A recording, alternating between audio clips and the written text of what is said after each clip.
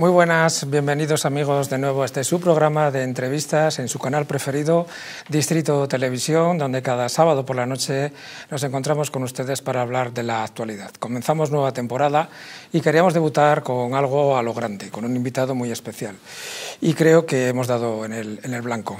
Tenemos con nosotros a una referente intelectual de este país, una persona con una brillante trayectoria política y diplomática. Ha sido diputado en el Parlamento Español, también en el Parlamento Europeo, y ha llegado a ser ni más ni menos que ministro de Asuntos Exteriores. Ha reescrito un libro hace poco, España Terra Incógnito, el asedio a la democracia, de la cual vamos a hablar hoy largo y tendido con él. Sí, José Manuel García Margallo está aquí hoy con nosotros, él mismo.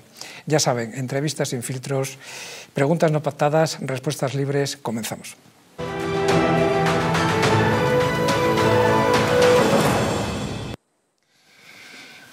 José Manuel García Margallo, no sé, todavía estoy un poco despistado de estar delante de usted, una eminencia intelectual de este país, con su trayectoria política personal.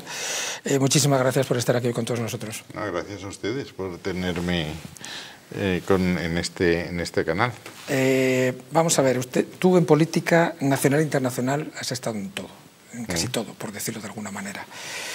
Y has tenido responsabilidades muy importantes, has tenido que tomar decisiones, bien colegiadas o bien personales, y has vivido momentos muy complicados. Voy a empezar haciéndote una pregunta que está en este libro. ¿España está atravesando de verdad uno de los momentos más delicados de su historia? Yo creo que estamos en un momento absolutamente crucial. La tesis de este libro, España Terra Incógnita, que hemos elegido Fernando Villazo y yo, pues somos todos los autores, Terra Incógnita, porque aquí puede pasar cualquier cosa en cualquier momento, es que la mayoría que sostiene al gobierno, que es una mayoría muy plural, en el gobierno está el Partido Socialista Obrero Español, que ya tiene muy poco que ver con lo que fue el Partido Socialista Obrero Español de la transición, el partido histórico, una fuerza muy heterogénea que es Sumar, y está apoyado por unos socios, la gran mayoría de ellos lo que quieren es la destrucción de España. Es decir, tanto Junts como Esquerra, como PNV, como Bildu, etcétera, lo que aspiran a largo plazo es a la secesión, a la voladura de esta nación. Eso que ellos lo formulan diciendo que España es una nación de naciones, es un Estado plurinacional, que se organiza jurídica y políticamente en forma de confederación, una confederación asimétrica, porque no todas las comunidades autónomas van a tener los mismos derechos y las mismas obligaciones. Esa transformación del Estado autonómico, en el Estado autonómico la soberanía es única, aunque hay una descentralización política y administrativa del poder, pero insisto, una soberanía única, una única nación, que es España, no se puede hacer dentro de la Constitución. Tampoco esta mayoría que sustenta el gobierno tiene los votos suficientes para cambiar la Constitución. Y entonces, para hacer esta mutación tienen que hacer una operación de taxidermia. Nosotros hablamos de que se coge un animal, se le vacía, se le rellena de otro material y en apariencia es el mismo animal, pero es completamente diferente, ¿no? Yo creo que esto lo van a hacer en el tema de Cataluña, que es la punta de lanza de este cambio de proyecto, a través de un cambio en el estatuto. Lo mismo que se intentó en 2003 con Maragall, Pascual Maragall. Nos vimos que Pascual Maragall era un socialista, no era un separatista de libro. Y si hay dudas, lo pasarían al Tribunal Constitucional, que sería el encargado de validar eso. ¿Qué ventaja tiene esto desde el punto de vista del secesionismo? Que no se consulta al soberano, que es el pueblo español, se consulta solo al pueblo catalán y se convalida en el estatuto y empezamos una etapa nueva. Por eso creo que estamos en una etapa muy complicada. Miren, confederaciones, la única que yo conozco como confederación real, las confederaciones acaban en una federación o desaparecen. La Confederación Americana terminó en lo que es un Estado federal clarísimo, y la Confederación Suiza terminó en una federación, aunque me tenga el libro de confederación, y la otra confederación histórica es el Imperio Austrohúngaro, que terminó en la implosión del imperio y en la voladura de lo que era una institución política única en otras. Y eso es en lo que estamos. El libro comienza con el ejemplo de la rana y los sapos. Vamos a explicar lo que se deduce es que ponen el ejemplo de que una rana entra en un sitio de agua hirviendo y sale corriendo. Eso es. Sale huyendo, evidentemente, para salvar su vida. Sin embargo, si esa misma rana la mete en un recipiente de agua frío y va calentando poco a poco, acaba muriendo, abrasada, pero ella no se da cuenta. ¿Tú crees que los ciudadanos españoles nos están calentando poco a poco para con el tiempo, cuando ya no nos demos cuenta, estemos en un proceso totalmente a la democracia que hemos conocido después del 78? Yo creo, y las encuestas demuestran que eso es así. Es decir, yo creo que el pueblo español o no se da cuenta de lo que está pasando, que creo que es lo más probable, o no le importa demasiado este tema. Y claro, insisto, es que no estamos hablando, cuando hablamos del concierto catalán, de euros, estamos hablando de España. Y yo creo que eso, la ciudadanía sigue con su rutina, con su vida corriente, con sus pasatiempos, con su verano, etcétera, sin darse cuenta de la transformación que se está sufriendo. Hemos visto una amnistía que era claramente inconstitucional, que era nada más y nada menos que decir lo que pasó en Cataluña en la consulta popular de 2014 y la de 1 de octubre de 2017, que fueron auténticos golpes de Estado en un sentido técnico. Y ahora diré por qué. Pues no pasa nada, se pasa la bayeta, se pasa la esponja aquí, todo el mundo fuera. ¿Por qué digo que es un golpe de Estado? Porque en términos jurídicos constitucionales hubo un gran pensador que era Kelsen. Decía, ¿qué es un golpe de Estado? Es un intento de alterar la Constitución por un procedimiento no establecido en la Constitución. La Constitución española no es una Constitución militante. Usted puede ser independentista, puede aspirar a la independencia de su territorio. Pero hay un procedimiento establecido en la Constitución, que es el artículo 168 siguientes, que es la reforma de la Constitución. Usted hace una iniciativa en el Parlamento catalán, en este caso, o el Parlamento vasco, lo que hizo Ibarretxe, viene al Congreso de los Diputados, se discute aquí y se da la palabra al soberano, y el soberano es el pueblo español.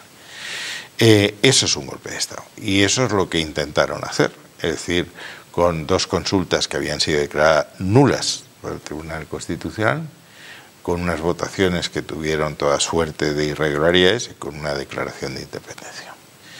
Bueno, el decir que aquí no ha pasado nada, pues me parece muy grave. Pero es que ahora estamos en el famoso régimen singular para Cataluña. Sí. Claro. Y aquí hay una cosa en cualquier teoría política. Lo que entre todos decidimos, entre todos tendríamos que modificarlo. Es decir, lo que usted no puede establecer es un régimen singular para un territorio sin contar con los demás, porque a todos nos afecta. Porque hay una cosa que los espectadores van a entender muy claro lo que estoy diciendo. Si piden un concierto, es para pagar menos, no para pagar más o pagar lo mismo.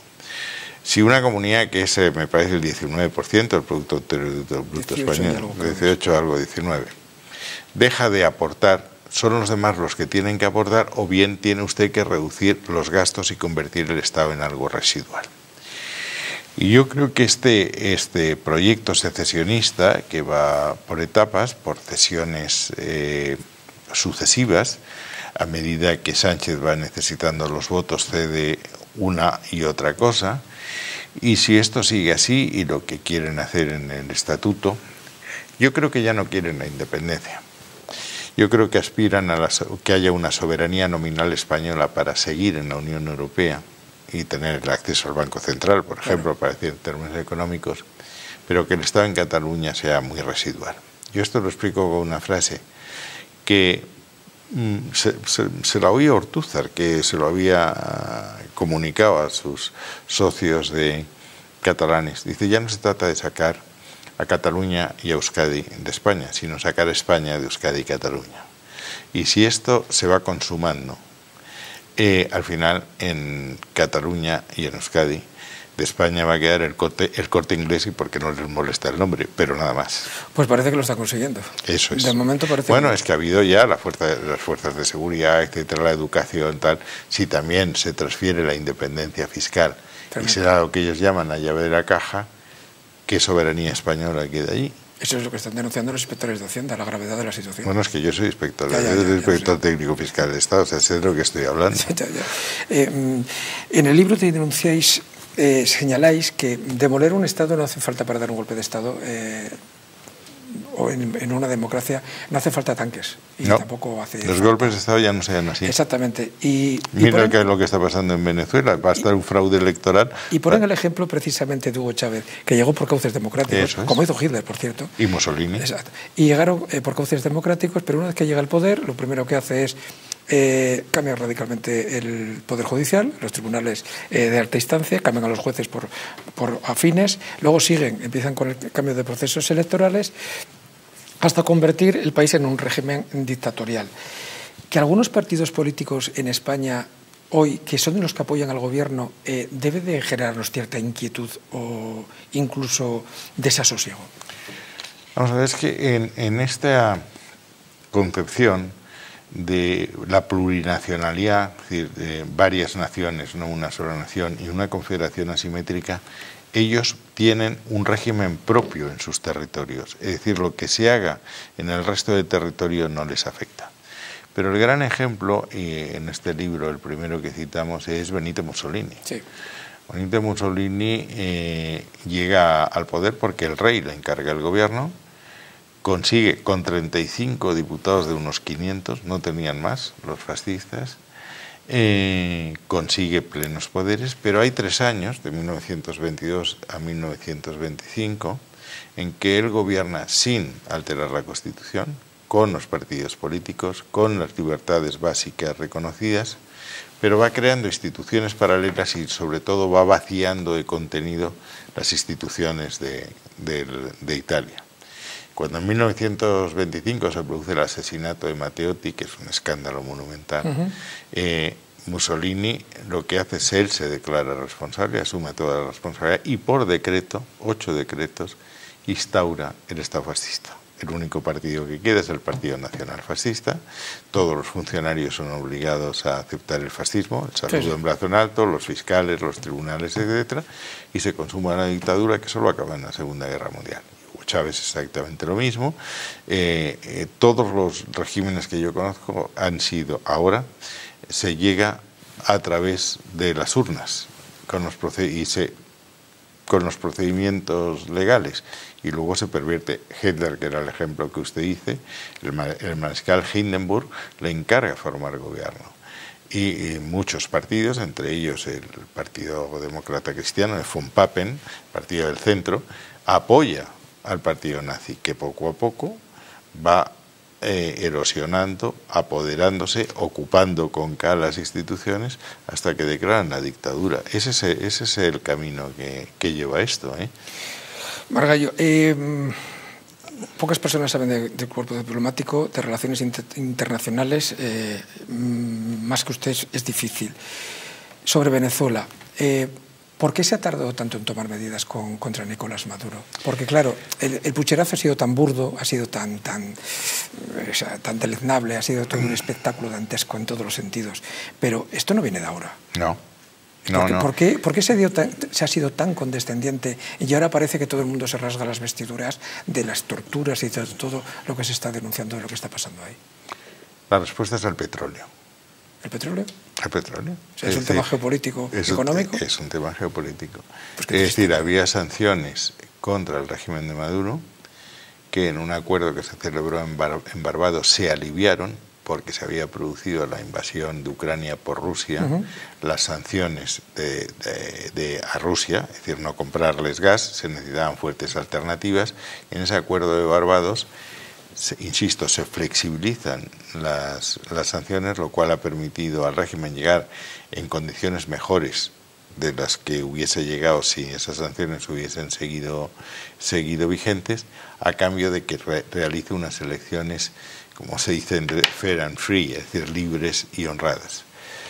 No lo hace, es decir, ya el fraude electoral, nadie duda de que ha habido un fraude electoral.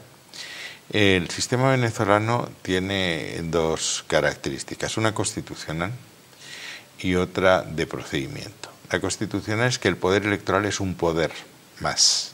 Nosotros tenemos tres poderes y el régimen electoral, es decir, no es un poder. En la Constitución bolivariana sí.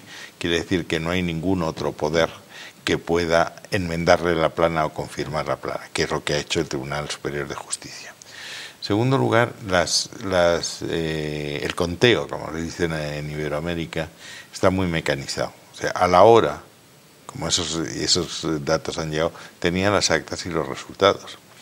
Por eso no se logra entender la postura del gobierno diciendo hasta que el gobierno no entregue las actas, no vamos a reconocer al ganador de las elecciones, que sí ha presentado un 83% de actas, porque de los tres recibos, uno va al centro de datos, otro va a la mesa, y los interventores y apoderados los han podido recoger, y con ese 83% la victoria de Edmundo González Urrutia es del 67%, me parece.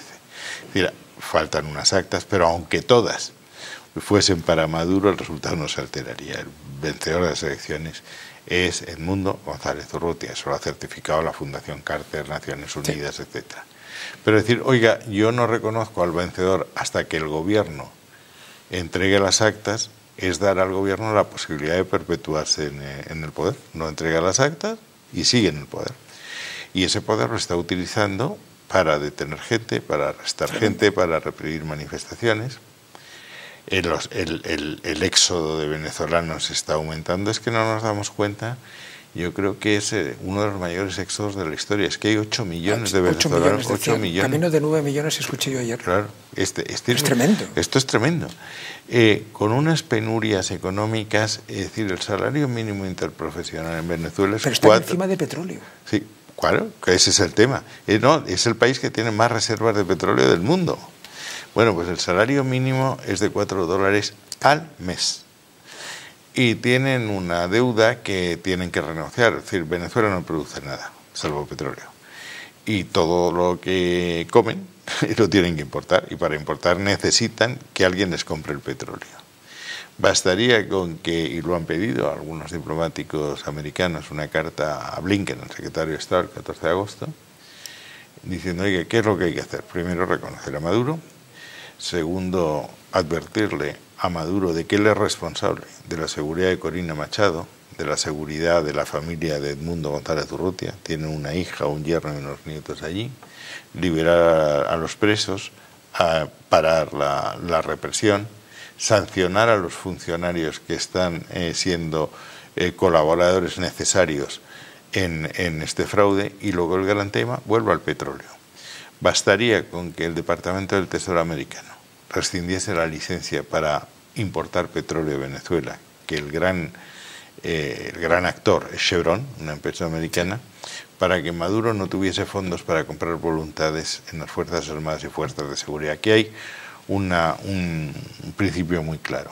Maduro aguantará en el poder mientras el coste de permanecer no sea más alto que el coste de salir. Habría que hacer otra operación, de la cual yo sería partidario, el garantizar a lo mejor el avión de las Fuerzas Armadas a quien tenía que haber traído a Maduro y no a Edmundo González Urrutia, y que se produciese una transición de poderes como se hace en una democracia. Le iba a preguntar después precisamente cómo cree que va a acabar todo esto, ya nos lo ha dicho, pero cómo cree que va a acabar. A la historia está claro que va a pasar a los anales de la historia como un dictador, eso está claro, pero ¿cómo cree que va a acabar él física y personalmente a corto, medio y largo plazo? ¿Acabará Maduro? Sí, Maduro. Vamos, él no es él. Él es, bueno, él es todo, claro, lo que representa. Claro. Eso es el compacto de las Fuerzas Armadas. Ahí tiene usted a Diosdado Cabello, que es un personaje muy importante en el régimen, y que todos dependen de PDVSA, de la Empresa Nacional de Petróleos. Todo eso es un compacto que habría que convencerles de que es mejor que hagan una transición pacífica que empeñarse en estar ahí. ¿Por qué digo que creo que es mejor incluso para ellos? He afirmado antes que Venezuela vive de lo que importa. Y solo puede importar si tiene dinero que viene del petróleo. Pero es que además tiene que renegociar una deuda, tiene una deuda gigantesca.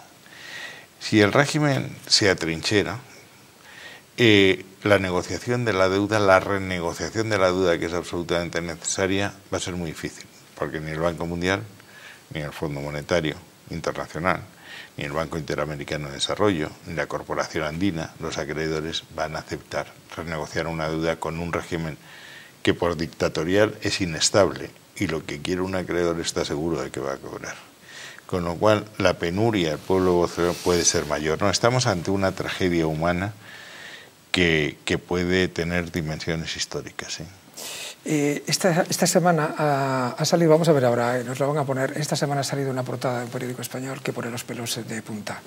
Es una foto en la que se ve cómo Edmundo González está en la Embajada de España, con Delcy Rodríguez y su hermano, que menos buenas personas tienen de todo. Y lo más tremendo es que parece ser que está con él el embajador, que creo que se llama Ramón Santos. Eso es. Margallo, vamos a ver, usted ha sido diplomático, ha sido ministro de esto. ¿Esto es normal? No.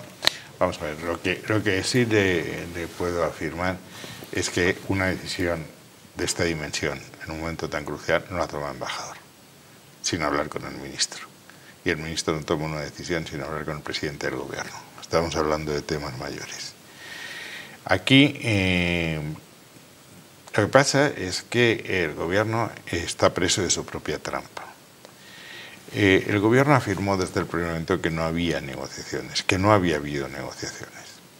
Es más, el ministro de Exteriores dijo que lo que se había hablado es de el permiso para aterrizar y nada más. Todos los indicios dicen que esto es una falsedad, antes de que hubiese esta foto, antes de esta foto. Antes de esta foto hay un programa semanal que hace Maduro en radio, que es el heredero del aló presidente. Eso es. En que él dice que ha habido unas negociaciones desde hace tiempo en las que ha estado implicado personalmente. El presidente de la República no se implica en unas negociaciones para dar un permiso de aterrizaje o el catering del avión de vuelta. En segundo lugar, él lo que se dirige, dice luego que tiene respeto por Edmundo González Urrutia, tal, no sé qué, tratando de embajador, no de presidente electo. Y por si no se había entendido, lo que quería decir, le desea muy buena suerte en su nueva vida. Es decir, usted ha dejado atrás su aspiración a ser reconocido como presidente electo y ahora tiene una vida como ciudadano. Hay otro detalle que ha sido muy poco subrayado. Edmundo González Urrutia se refugia en la Embajada de los Países Bajos. El lunes 9, parece que era 9, la vicecanciller Godoy manda una carta a los Países Bajos, a la Embajada de los Países Bajos, en que dice que el dar refugio a Edmundo es una injerencia, que es un adjetivo, una palabra que utilizan mucho, ilegal, una protesta formal. Cuando va a España no hay protesta formal, luego debe decir que estaban de acuerdo. Tercero, hay otro más significativo, el fiscal general dice que quedan archivados los cargos que había contra Edmundo González Urrutia. Cargos que hubiesen podido suponer hasta 30 años de cárcel. Basta que este señor diga que se va del país para que esos cargos desaparezcan. Es decir, si usted comete un delito y se va a Francia, le aseguro que esos delitos siguen, sino que se lo expliquen a Puigdemont. Luego, eso forma parte del pacto. La gran pregunta es, ¿por qué España y no Estados Unidos o Argentina, en donde hubiese tenido más libertad para continuación política? Porque hay una contraprestación, el gobierno español parece que garantiza que este señor se va a estar quietecito. En términos taurinos, a que a Urtasun no le gustan nada los toros, y usted es navarro, es cuando se quiere retirar un toro de la plaza, hay unos monosabios que le varean, le presionan, y hay un manso que le abre la puerta, que le da la salida. Eso es lo que ha hecho el gobierno español. Claro, cuando aparece esto, aquí primero se está infringiendo se está desobedeciendo a la Unión Europea, porque ella está sancionada, no puede pisar territorio español. Es que claro, si me lo permite, y perdona que le interrumpa, porque mucha gente, a lo mejor que no es doctor en el tema, a lo mejor tiene confusión. Bueno, ¿qué pasa porque entre en una embajada? Es que la embajada, es territorio gente que no sabe, es territorio español. El consulado no, pero claro, la embajada sí. Claro, y la embajada, al ser territorio español, esta señora está en busca y captura. Tiene terminantemente prohibido pisar suelo español. No vamos a entrar en lo que a lo mejor ya hizo hace unos años, que no es objeto del debate. No, bueno, eso lo ha dicho usted, no es objeto del debate. Pero lo que sí que no es menos cierto es que se ha demostrado que esa señora que está terminantemente prohibido, a ver si nos vuelven a poner la imagen otra vez, para que la gente lo vea. Esa foto es España. Esa señora está en territorio español. Y resulta que tiene prohibido... ¿Es tan grave como parece? Es grave, pero no es lo más grave. Lo más grave es lo que allí se perpetra. Es decir, es un acuerdo. O una coacción. Hay que lo ver como una coacción o amenaza. No, o firmas... que eso se hace en territorio español. Tremendo. Esa coacción. Y se llega a este pacto al que me refería anteriormente. España le da salida a González Urrutia, le quita un problema a Maduro y le garantiza la permanencia en el poder por un tiempo.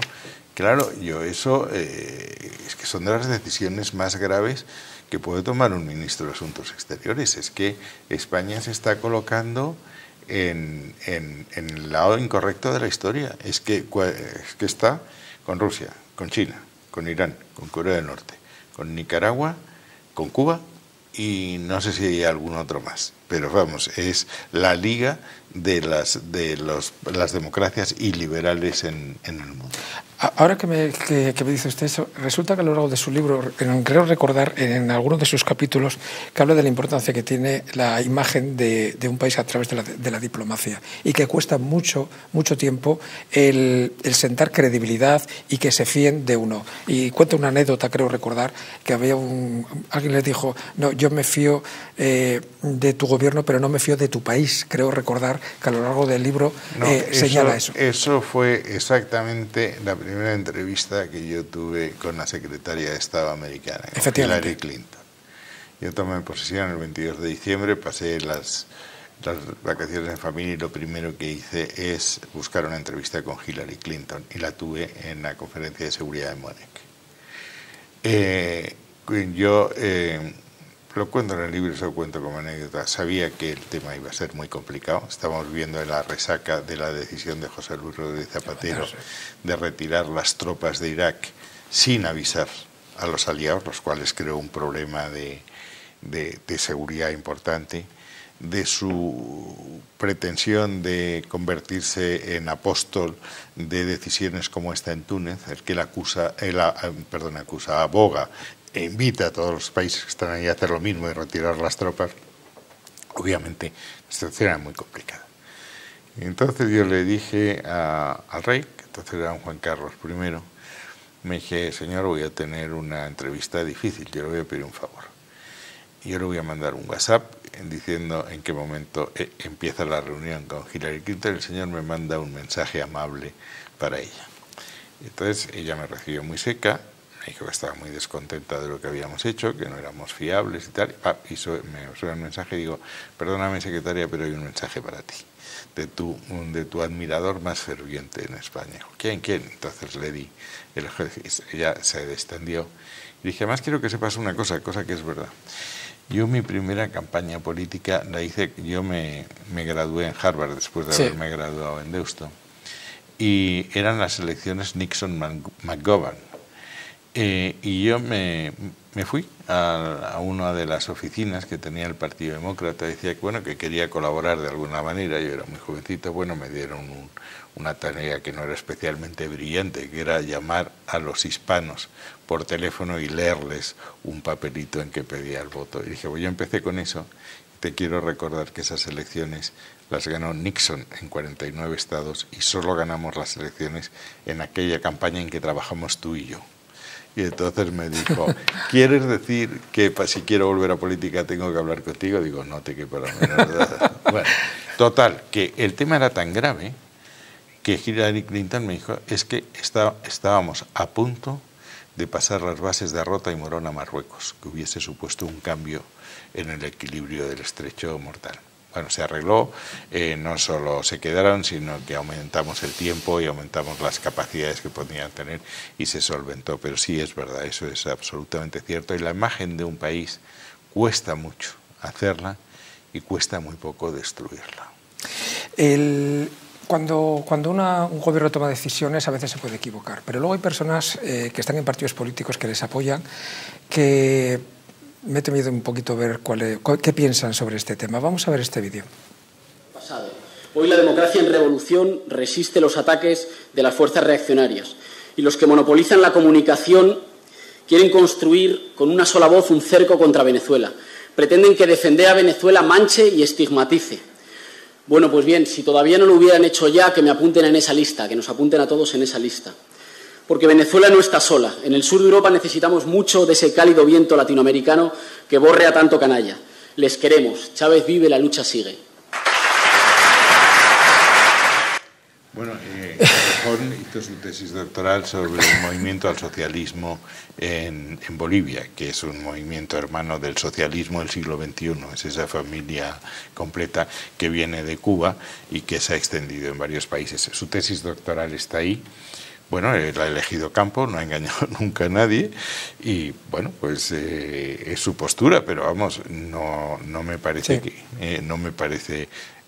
no puedo entender lo que dice. Vamos, o sea, si de verdad eres demócrata, tú no puedes avalar un fraude electoral y un periodo preelectoral como el que se ha producido de inhabilitar a los candidatos. Corina Machado fue una de ellas, luego hubo otra candidata que también inhabilitaron, el perseguir a los funcionarios públicos para que votasen, el utilizar los recursos públicos para un partido, el copar la televisión y la radio pública.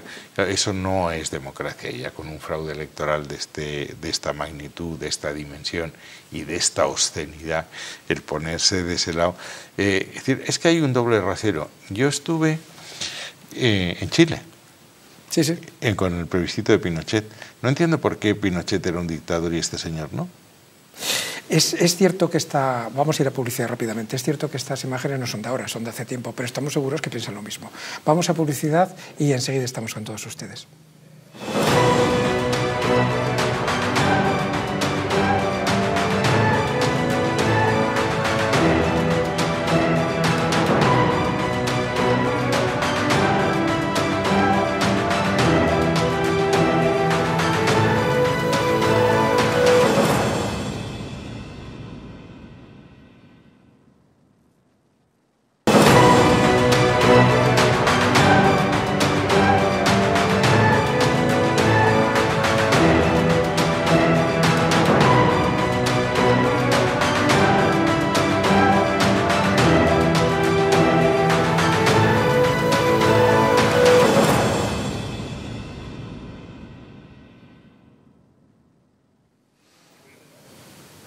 Continuamos, amigos, aquí con todos ustedes y con José Manuel García está hoy con nosotros Margallo. Ha sido, repito, ni más ni menos que ministro de Asuntos Exteriores y Cooperación. Estamos hablando de Venezuela y estamos hablando de un dictador, de Nicolás Maduro, que ahora mismo sabemos que está torturando a su gente, que tiene a gente no solamente detenida ilegalmente, sino haciendo auténticas barbaridades. Hay vídeos que algunos sorprenden y hay vídeos que indignan. Vamos a enseñarles un vídeo ahora mismo, a ver a ustedes qué sensación les supone lo que van a ver ahora. De corazón, pueblo unido, quiera el ejemplo, que juntos somos más. ¡Salta! ¡Actívate! ¡Salta! ¡Actívate! ¡Salta! ¡Actívate! ¡Salta! ¡Actívate! ¡Salta! ¡Actívate! ¡Salta! ¡Actívate! Pues el corazón, vive tu vida, dale alegría, escúchame lo que... Era Juan Carlos Monedero, fundador de Podemos, hace unos meses, muy poco tiempo, bailando y pidiendo el voto para Maduro. ¿Qué sensación le causó a usted cuando... Bueno, es que esto no es un sentimiento excepcional o minoritario en la izquierda. Es decir, por alguna razón incomprensible, ahora el PSOE, que de alguna manera, el PSOE de Sánchez, que se ha podemizado, mira mucho más a Iberoamérica, ellos hablan de Latinoamérica, más que a Europa. Y de hecho, Monedero y sus colegas de Podemos pretendía ser la punta de lanza, el puente para la importación de ese socialismo bolivariano en Europa. Y la concepción de Pablo Iglesias, yo he estado debatiendo con Pablo Iglesias todos los lunes 2 años en una radio, es que la verdadera izquierda, y lo sigue pensando, son ellos, y entendiendo que ellos son Syriza en Grecia, Mélenchon en Francia y él en España, más Corbyn en el Reino Unido. Y eso tiene una inspiración muy de es Cuba, Venezuela y nosotros. Entonces es que viven de eso, vamos. Monedero ha estado toda la vida allí. Muchos de ellos, esto empezó con un valenciano que les redactó la Constitución. Estuvo en la redacción de la Constitución haciendo estudios y sobre una moneda o algo así, una cosa rarísima. Una historia muy rara. Bueno, vamos a dejar ya el tema de Venezuela y vamos a una parte de su libro. Ahí dicen que para que una democracia sobreviva, entre todos debe de mantenerse una tolerancia mutua, es decir, un respeto entre los distintos actores políticos y verse como rivales, como adversarios, que efectivamente cada uno defiende su espacio, pero no como enemigos. Sin embargo, hay quien piensa que en este país en concreto, desde no hace poco, pero mucho más intensivamente en los últimos 5 años, se está literalmente demonizando a la derecha. ¿Tienes esa percepción? No, vamos a ver, eso no es casual, es absolutamente deliberado. Es decir, eso empezó Zapatero. Es decir, todo esto empieza en el 2003 en el Pacto de Tinel. El Pacto de Tinel es un pacto que firman el Partido Socialista de Cataluña, PSOE, Iniciativa per Catalunya Esquerra, el Partido Comunista, y Esquerra Republicana de Cataluña. Ese pacto, que luego avala Rodríguez... ¿Pacto de Tinel? El Pacto de Tinel, sí. Que Rodríguez Zapatero avala, lo que abre es la vía para un estatuto que fue anulado en muchas partes, y sobre todo dice que todos se comprometen a no pactar, hablar o negociar con el Partido Popular, ni en Cataluña ni fuera de Cataluña, en ninguno de los temas. Es cargarse el espíritu de la transición, que era el consenso en los grandes asuntos de Estado, y volver a dividir el país en dos. Y eso se alimenta conscientemente con el tema del guerra civilismo, es decir, el tema de la memoria histórica y la memoria democrática. Esto, no es más que esto, ¿no? Con una visión edulcorada de la República. Claro, la República fue una catástrofe, es decir, la República, el que diga que no tendrá que decir por qué es una catástrofe. Porque Azaña, que ha estado excesivamente valorado en mucho tiempo, él dice la República será de izquierdas o no será, con lo cual deja fuera la mitad del país. Jiménez Asúa, que era el presidente de la Comisión de Constitucional, dice la Constitución es de izquierda, no se equivoquen ustedes. Y llegan a la conclusión de que la derecha no está legitimada para gobernar.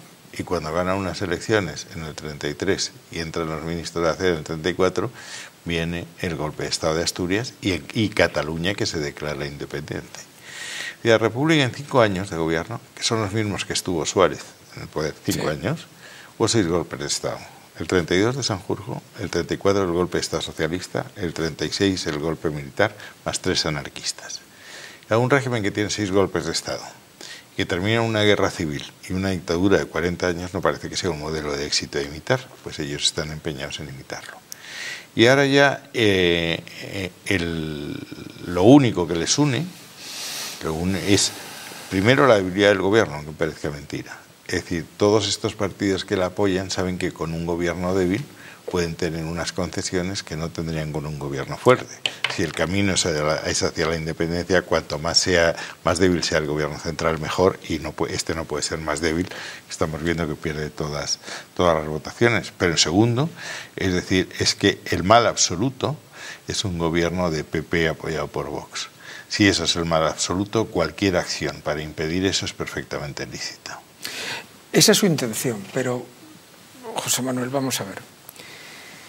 Alguien ha hecho dejación de funciones, y le voy a decir por qué, o es una impresión que tiene mucha parte de la sociedad española. ¿Cómo es posible que se hayan inoculado el mensaje dentro, insisto, en no pocos sitios de España, que una persona como Otegi es un hombre de paz con el cual se puede pactar porque es progresista, mientras que Ortega Lara es un peligroso fascista que está en un grupo de ultraderecha, y eso ha calado en la sociedad.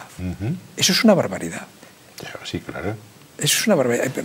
Sí, no sí, se ha hecho claro. batalla cultural para intentar contrarrestar ese mensaje que es aberrante.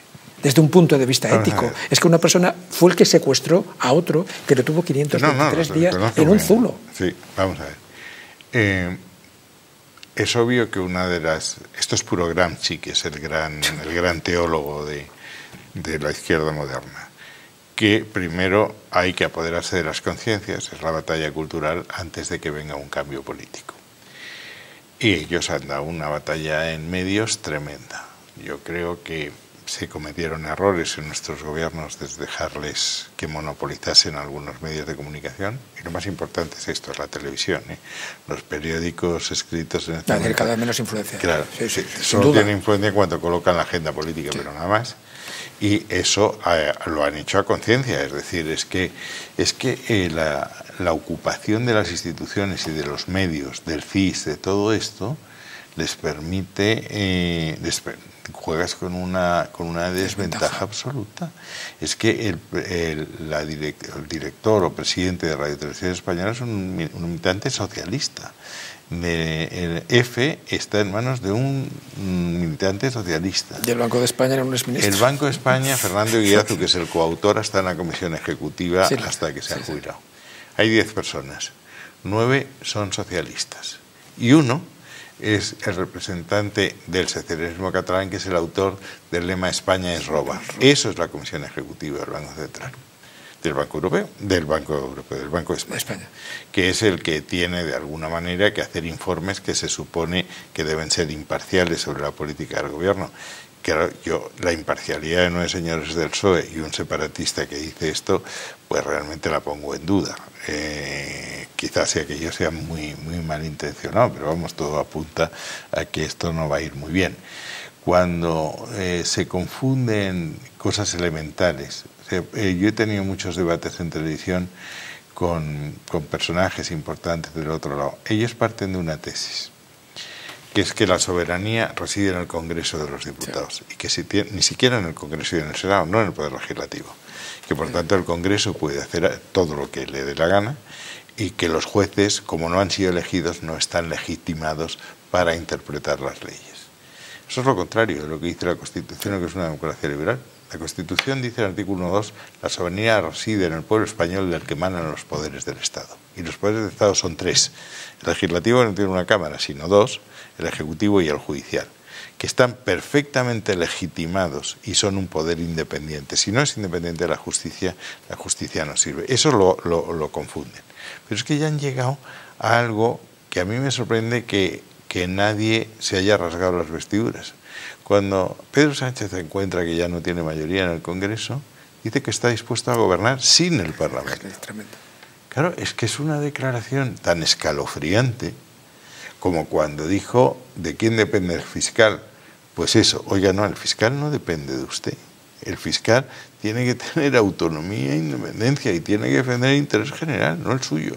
Cuando tiene un problema judicial, resulta que él pone una querella contra el juez que está investigando a su mujer y utiliza la abogacía del Estado. La abogacía del Estado no está para eso. Para eso, la abogacía del Estado está para defender el interés de las instituciones públicas. Bueno, es que es todo una amalgama, por eso, insisto, eso en Venezuela pues se entiende perfectamente, es decir, que si el que gana se queda con todo, instrumentaliza todo en contra del adversario político, es lo contrario de la tolerancia. Y el segundo principio que mantiene una democracia es la moderación. Hay una pregunta, ¿quién gobierna? Bueno, quien tiene una mayoría, la tiene. ¿Cómo se gobierna? Usted tiene que respetar una esfera, que es la esfera individual, las libertades que yo no he cedido al poder público, y tiene que respetar a las minorías, el derecho de las minorías, el principal derecho de las minorías es tener la posibilidad de convertirse en mayoría. Si usted se queda con los medios de comunicación y utiliza la administración, ocupando la administración, haciendo inviable ese proceso, estamos en una dictadura. Eso es lo que ha pasado en Venezuela. Es que en Venezuela la gran sorpresa es que el hartazgo era tal que han logrado acabar con eso. Pero es que llevan así 25 años, me parece, 25 años. Lo que le decía yo antes, que no entiende cómo es que hasta ahora, después de tantos años, con esa locura que estuvieron viviendo allí. No, pero que ellos han estado ocupando todos los espacios de poder en una economía subvencionada que es muy difícil revertir. Usted hablas en el libro de polarización y radicalización.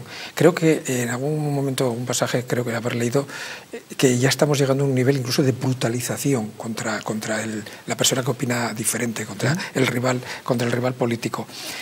Esta polarización puede dar pie incluso que haya parte de la sociedad que empiece a ver la corrupción como un menor problema siempre y cuando no lo haga uno de los suyos, y lleguemos al punto que creo que también en su libro, creo que fue Roosevelt, una frase, y no es que sea un abrupto porque es una frase histórica, cuando dijo que le preguntaron por Somoza, creo, de Nicaragua. Es un hijo de puta, pero nuestro hijo de puta. Pero es un gran hijo de puta, creo que textualmente, que lo he leído en el libro, pero es nuestro hijo de puta. ¿Estamos llegando a este nivel? Sí, estamos llegando a este nivel, pero además es que con esta ocupación de las instituciones, ya cuando tú persigues a alguien, el caso de Edmundo ahora es presente, pero tú lo puedes encontrar en muchos ejemplos en nuestra historia, es un tema mediático y luego lo que diga la justicia ya da igual, claro. Es que eres un cadáver. Es decir, es que Francisco Camps, el presidente de la Comunidad Valenciana, ha estado algo así como 15 años. Claro, cuando se ha archivado todo, ya da igual. O sea, es que es un hombre destruido políticamente. Le iba a preguntar más adelante, pero voy a adelantar la pregunta sobre el tema del lawfare. El lawfare, que mucha gente lo sabrá, es utilizar el aparato judicial, los mecanismos que son los juzgados para intentar criminalizar o anular políticamente, incluso a nivel personal, a su rival político. En España, ¿usted cree que realmente, porque para eso tiene que haber una concatenación de intereses, muchas veces por debajo del sistema democrático, y ocurre en países como Venezuela, exactamente, pero José Manuel, en España hay lawfare. Vamos a ver, a mí que diga que hay lawfare el presidente del gobierno me parece un escándalo, porque es el presidente del gobierno. Si hay lawfare lo tiene que cortar. Es decir, usted es el único que no puede decir que hay lawfare. Dicho eso, sí que creo que hay lawfare. Por eso está el tema de lograr una mayoría, que era lo que pretendían en el Consejo del Poder Judicial, para que con esa mayoría tú vayas nombrando a los altos cargos de la justicia, es decir, el Tribunal Supremo, los presidentes de la Audiencia Nacional, etcétera, porque siempre es mejor que te juzgue un juez amigo si has metido la mano en la caja que no. Y creo que están extendiendo eso no solo ya a la Fiscalía, no solo al CIS, a los organismos reguladores, es que ahora van a por los grandes cuerpos de la administración. Es decir, yo soy inspector técnico fiscal del Estado, era un cuerpo de élite con abogados del Estado, técnicos comerciales, etcétera, jueces fiscales, que es lo que ha mantenido la estabilidad de España durante mucho tiempo, igual que la de Francia. Y ahora han decidido acabar con ellos, es decir, han decidido ocupar esas instituciones. Fíjate que en la gran discusión, vuelvo al tema catalán ya del 2003, lo que les preocupaba era tener la inspección de Hacienda, porque eso es un instrumento de poder, de coacción, de etcétera, mucho de mucho, una agencia de mucho, probablemente es el cuerpo con más poder en España, porque tiene una información tremenda, tiene una posibilidad de organizarte un lío que luego... Y de coerción llegado el caso en caso de mal uso. Eso es. Sí, tremendo, pero es así. Pero eso es en lo que estamos. Teniéndote aquí no podemos pasar la desoportunidad de hablar de temas internacionales. Vamos a empezar, porque nos queda muy poco tiempo, el caso más mediático a nivel mundial, que es el tema de Javier Milei. Javier Milei era el presidente que no conocía a nadie, era una especie de... le llamaban el bufón de las tertulias de televisión, que hablaba de tema económico, como le llamaban payaso. El caso es que, bueno, pues en cuestión de 4 o 5 años ha cogido un nombre y ahora es ni más ni menos que presidente de este país. Hablan de él mal de todo. Ha cogido un país con un 37% de pobreza infantil, que se dice pronto. Vamos a ver si le parece un vídeo de la forma de que tiene él de hacer política y que tanto critica. A despejar la X conmigo para entender de qué se trata. Ustedes pueden abstenerse porque suman con dificultad. Que yo lea o no, vos seguís sumando con dificultad, Martínez. Igual pueden tomar nota porque ahora empiezo, vamos. La gente debe aprender nuevamente a trabajar en lugar de vivir a costa del Estado. Esta frase tiene más de 2000 años. Más de 2000 años. Y ustedes de eso no aprendieron nada. Sepan ustedes, miembros de este honorable Congreso, que la decisión de qué lado de la historia quieren quedar es suya. Luego será la ciudadanía quien lo coloque en la avenida de los justos o en la esquina de las ratas miserables que apostaron contra el país y contra su gente.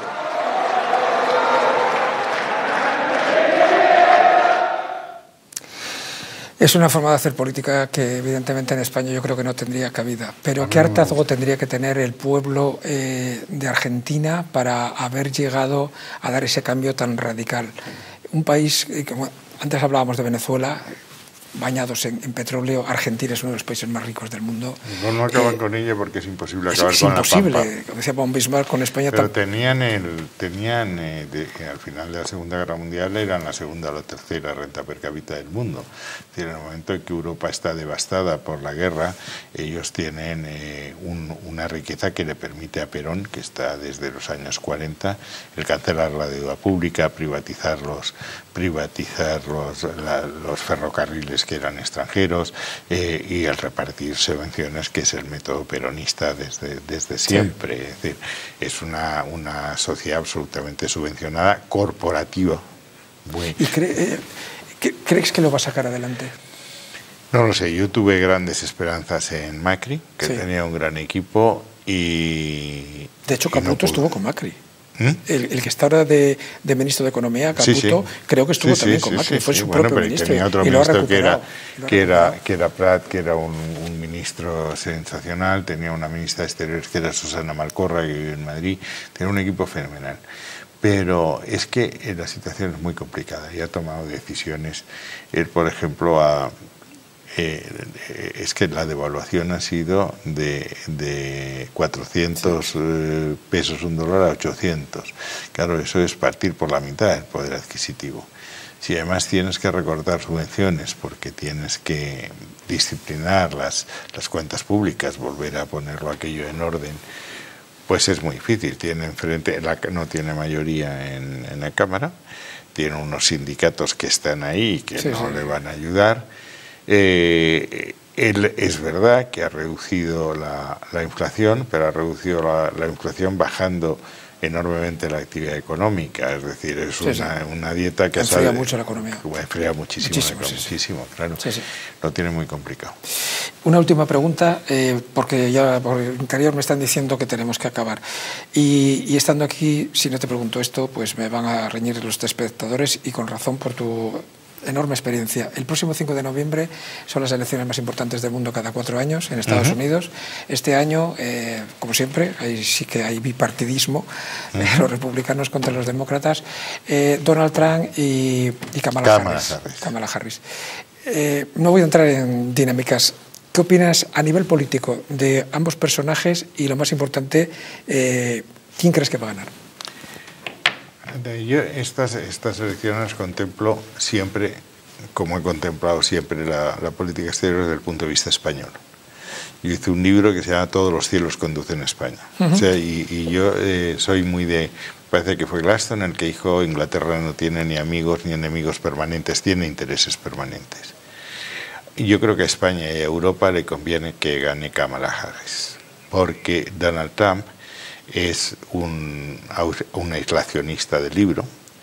Él desde el primer momento ha dicho que Estados Unidos no se va a ocupar de mantener la seguridad y la estabilidad del mundo, salvo en aquellas áreas en que estén implicados los intereses americanos, que el resto lo tenemos que hacer nosotros, cosa que hizo en su anterior mandato. Nosotros tenemos enfrente África, que está mangas por hombro. El tema de Libia empezó allí. Tenemos toda la zona de subsahariana hirviendo con la resurrección de los movimientos yihadistas. Ahí no nos va a ayudar.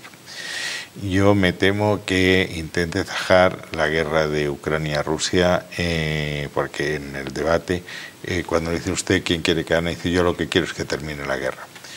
Bueno, terminar la guerra en las condiciones que Trump dice es relativamente sencillo. Había un general que decía: basta, la paz siempre es posible, basta con rendirse. A mí eso me parece catastrófico. Yo creo que va a evitar la OTAN. va a entrar en proteccionismo, en una lucha comercial con Europa que no nos conviene. Y yo, desde luego, soy mucho más partidario, siendo una mala candidata, soy mucho más partidario de Kamala que de Trump. Pues tenemos que acabar aquí. Nos encantaría estar muchísimo más tiempo. Me queda el BRIC, Agenda 2030, toda la problemática que hay con el auge de los países africanos y de India y Pakistán, pero no puede ser. Hasta aquí hemos llegado. José Manuel García Margallo, muchísimas gracias. Ha sido un placer enorme. Nos vemos pronto el próximo sábado, como siempre, aquí, entrevistas sin filtros, preguntas no pactadas, respuestas libres. Ya saben que pasamos lista, les vigilamos. Hasta la próxima.